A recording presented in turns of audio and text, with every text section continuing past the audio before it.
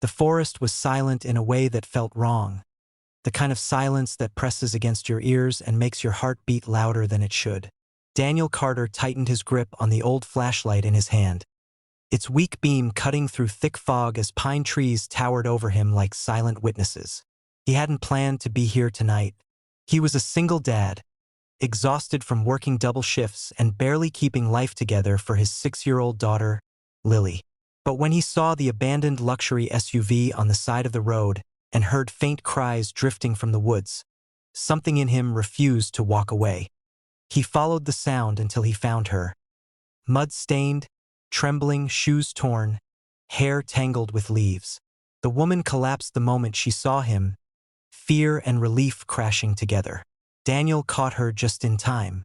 She was burning with fever, her ankle twisted badly, and her eyes held the hollow look of someone who had been running from more than just the dark.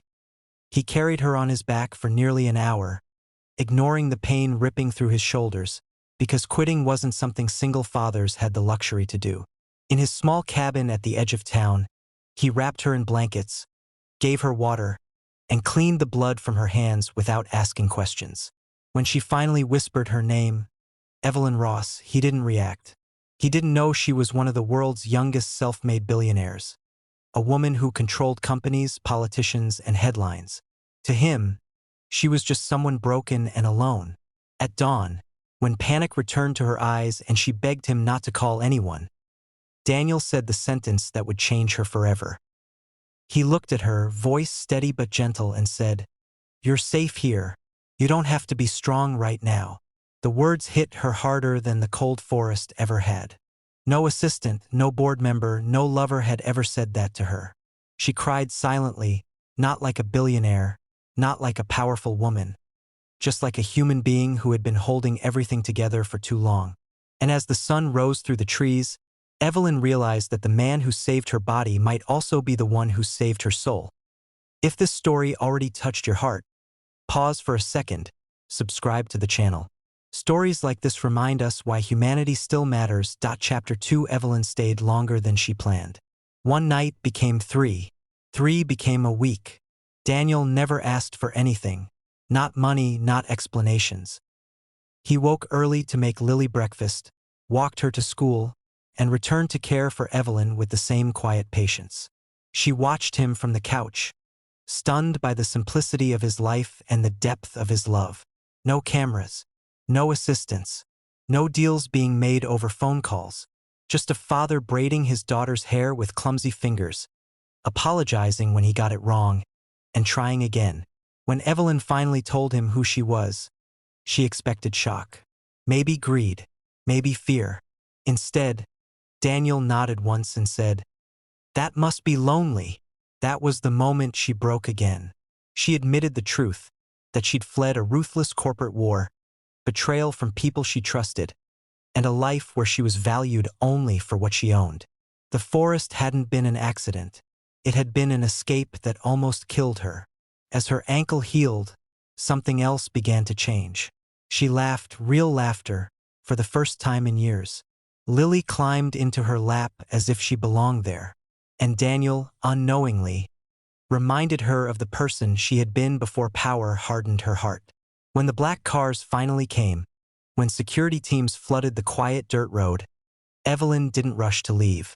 She knelt in front of Daniel and said, "You didn't save me because I was rich. You saved me because I was human." She offered him anything he wanted. Money, a job, a new life. Daniel smiled softly and shook his head. "Just promise me," he said. "You'll be kind to yourself too." Months later, headlines exploded when Evelyn Ross shut down a corrupt division of her empire and launched a foundation for single parents, naming it after a man who never wanted credit. Daniel watched the news quietly, Lily beside him, unaware that one sentence spoken in a fog-filled forest had rewritten the future of a billionaire woman, and reminded the world that real power isn't money, fame, or control. It's compassion. If you believe one kind moment can change a life, don't forget to like, share, and subscribe. This channel is for stories that heal, inspire, and stay with you long after the screen fades. Life did not magically become easier after Evelyn left, but something invisible had shifted, like the air after a storm when the world feels cleaner even though the ground is still wet. Daniel returned to his routine, early mornings, cheap coffee, worn boots, and long shifts, but Lily noticed the change first. Her father smiled more. He listened deeper. He spoke less about being tired and more about being thankful. Weeks passed, then months, and the forest memory slowly turned into something that felt unreal, like a dream meant only to remind him that kindness still mattered. Then one afternoon, the letter arrived.